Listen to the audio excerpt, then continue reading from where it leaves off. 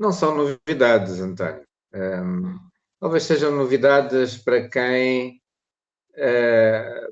não é da região ou não conhece a realidade local, mas a população local conhece, portanto, o que está ali a acontecer. O texto de hoje, de alguma forma, pretende demonstrar com factos e desmistificar um pouco o discurso dominante, que é o discurso governamental, mas que depois é reproduzido em alguma comunicação social. O discurso segundo o qual o inimigo não tem rosto, não sabemos quem eles são, que não sabemos o que eles querem e que não há hipótese de negociar. E sabemos que em todas as guerras isto não é assim, e esta não há de ser exceção. Então, aquilo que nós tentámos fazer foi desmistificar ponto por ponto. Primeira questão, que o inimigo não tem rosto, procurámos demonstrar que tem, que são pessoas que são largamente conhecidas na província de Cabo Delgado, que foram frequentemente denunciadas até por parte das populações locais, líderes religiosos, sobretudo, denunciadas às estruturas do Estado. Naturalmente o Estado inclusivamente as conhece. E são pessoas que até já foram, os nomes e percursos biográficos até já foram publicados em relatórios de pesquisa e em textos jornalísticos. Portanto, são pessoas de carne e osso, com percursos biográficos comuns a qualquer cidadão. Indivíduos que nasceram no seio de uma família, estudaram, tiveram professores que até os acham, alguns, pelo menos os líderes, relativamente bons alunos, jogavam futebol, criaram os seus pequenos negócios, os seus empregos, ou trabalharam inclusivamente no Estado, e eram cidadãos que, em alguns casos, tiveram bons desempenhos profissionais, mas que acabaram por se radicalizar e acabaram por se revoltar contra determinadas questões sociais e encontraram depois no Islão, ou numa interpretação fundamentalista do Islão, uma resposta para uma série de problemas existenciais, sobretudo num contexto em que as pessoas eram assediadas com apoio económico para a constituição de negócios e acabaram por se envolver depois nesses grupos. Portanto, esta é a primeira coisa que se pretendeu desmistificar, que o inimigo não tem rosto. Tem, são pessoas conhecidas na região. Em segundo lugar, que não sabemos o que eles querem. Bom, naturalmente que eles não dão entrevistas a jornalistas, não dão conferências de imprensa, excetuando o que às vezes sai na agência AMAC, pouco se sabe sobre o que eles fazem, mas o pouco que sabemos sobre o que é que eles pretendem é a partir das pessoas que estiveram do lado de lá, que foram raptadas, e que nos falam da forma de organização do grupo e das campanhas de doutrinação que eles organizam lá no seio da insurgência, com vista a seduzir as pessoas raptadas e envolvê-las no grupo.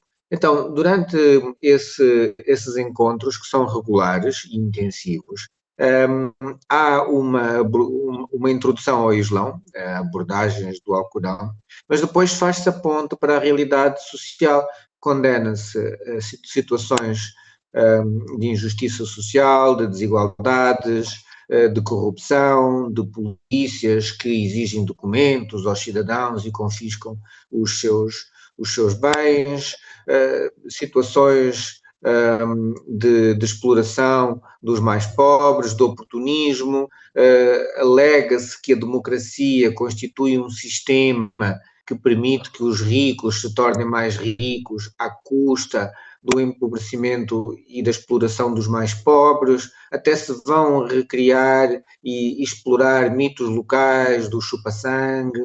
Então, há aqui um projeto político muito rudimentar, é verdade, mas há aqui um conjunto de reivindicações que é uma crítica ao governo e depois a apresentação de soluções soluções estas que estão numa leitura fundamentalista do Islão e no seguimento dos preceitos do livro, ou da interpretação que eles têm do livro sagrado.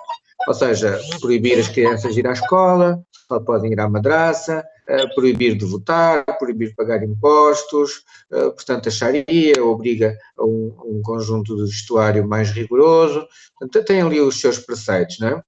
Portanto, há um projeto rudimentar, pouco amadurecido, contraditório, incoerente, mas já há uma mensagem e há uma crítica a um caos social que é associado à democracia, cuja solução está no Islão. De uma forma muito simplista seria isto.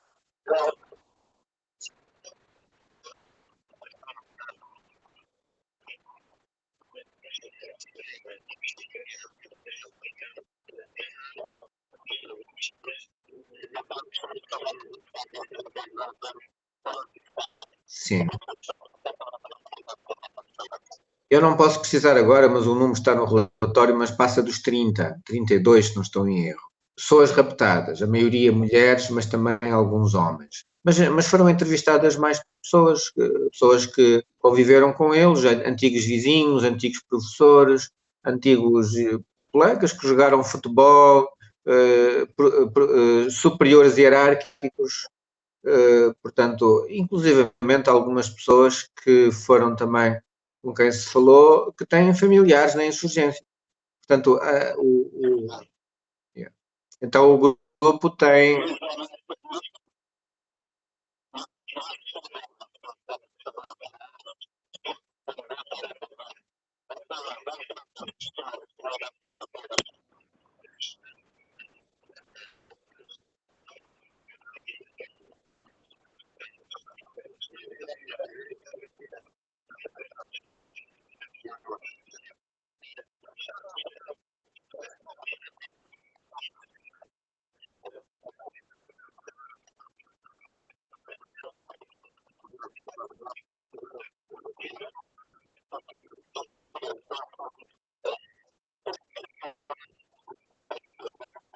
Quer dizer, eu acho que a mensagem acho que não ficou clara, porque, portanto, o que nós apresentamos é o líder, que é famoso, que é o Bonomado, e que até já foi identificado pelo Departamento de Estado dos Estados Unidos, e o vice-líder, que é chama-se Mustafa, e depois há uma série de comandantes.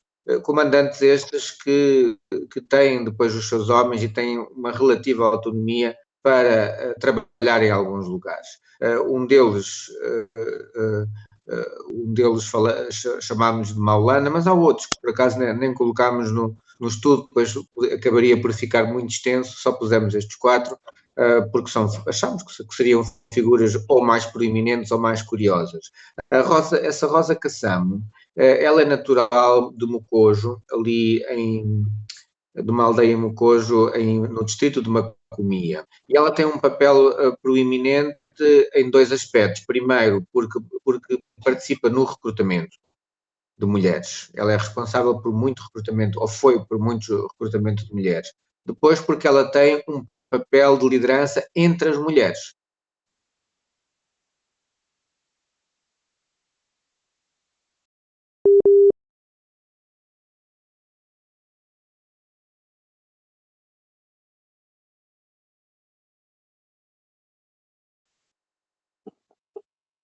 Sim, dizia que ela tem um papel proeminente no recrutamento de mulheres e,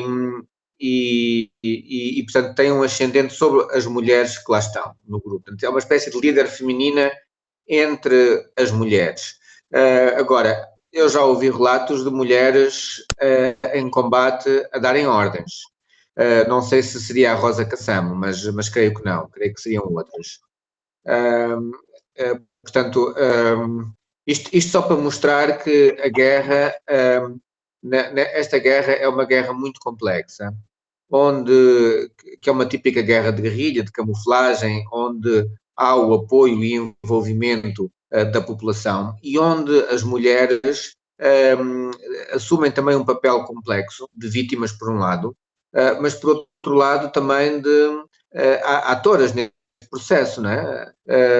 No sentido de que também participam na insurgência com papéis femininos, ao nível com responsabilidades em termos de recrutamento, em termos de como esposas, mas também como vigilantes, como espiãs, e no caso da Rosa Cassamo, também como magia negra. Portanto, isto é uma guerra onde a componente mágico-tradicional também está muito presente, e nós não podemos entender o conflito sem entendermos também as crenças tradicionais e a forma como elas depois são colocadas ao serviço da guerra, e estes mitos do Naparama, do indivíduo que é blindado, porque faz determinadas cerimónias com esta senhora.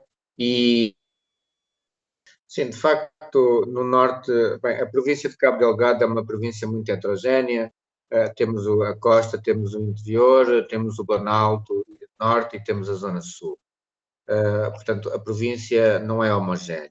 No norte de Cabo Delgado, no Planalto Maconde, a Frelimo encontrou as condições mais profícuas para se implementar. Então, conseguiu explorar muito habilmente o profundo descontentamento que havia da população sujeita aos trabalhos forçados e às culturas obrigatórias. Então encontrou ali no Planalto o palco natural para iniciar a luta de libertação.